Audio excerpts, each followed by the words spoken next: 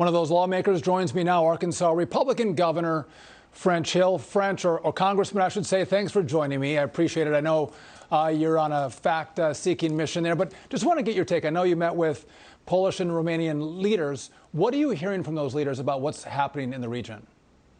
Well, Sean, it's good to be with you, and it was heartening to see the incredible solidarity by the leadership in Poland and in Romania.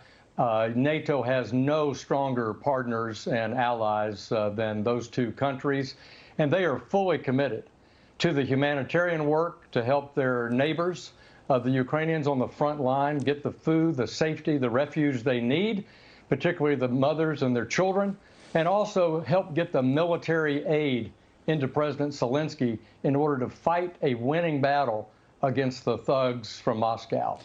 And to that point, Congressman, is Ukraine getting the military armaments they need in the perspective of the Ukrainian or of the Poles and the Romanians?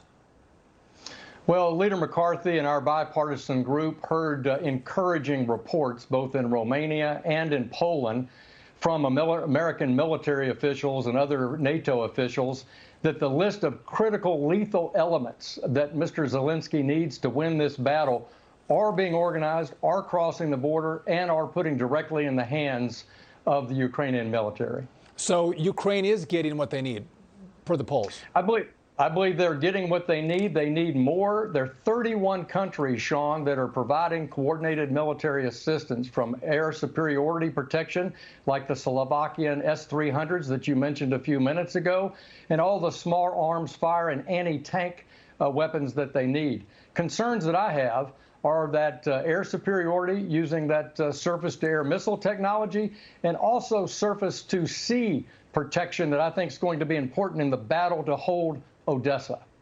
Yeah, Congressman, I think you mentioned that you were meeting with folks who are providing humanitarian aid, and no doubt there's aid that's needed for all of the refugees coming into Poland.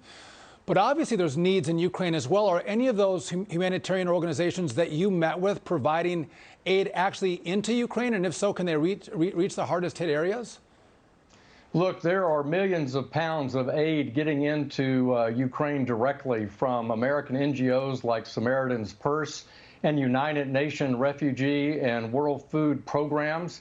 But can it get to the toughest places in the Donbass? This is incredibly challenging because Vladimir Putin is shelling and beating back even humanitarian convoys. He's giving no safe passage for those trying to bring important medicine to the hospitals that have been bombed by Putin, or the food desperately needed by those families. But there are efforts made across the border to take that humanitarian aid. And when we were at the Ukrainian border with Poland, we witnessed those refugee families being taken good care of, and we referenced and saw miles and miles of trucks going into Ukraine bearing assistance. So, Congressman, in regard to the refugees that are coming into Poland, is Poland able to deal with this massive influx? Do they need more aid? Are they shipping people that get into Poland out throughout the rest of Europe? How are they navigating the millions of people that have come into their country? Well, about 2.5 million people went into Poland. It's just remarkable, the hospitality and humanity shown by these beautiful people, the Poles. They have these families housed with other Polish families all over the country. Right there at the border where we were, that province had 50,000 families being taken care of. It's so heartwarming to see this.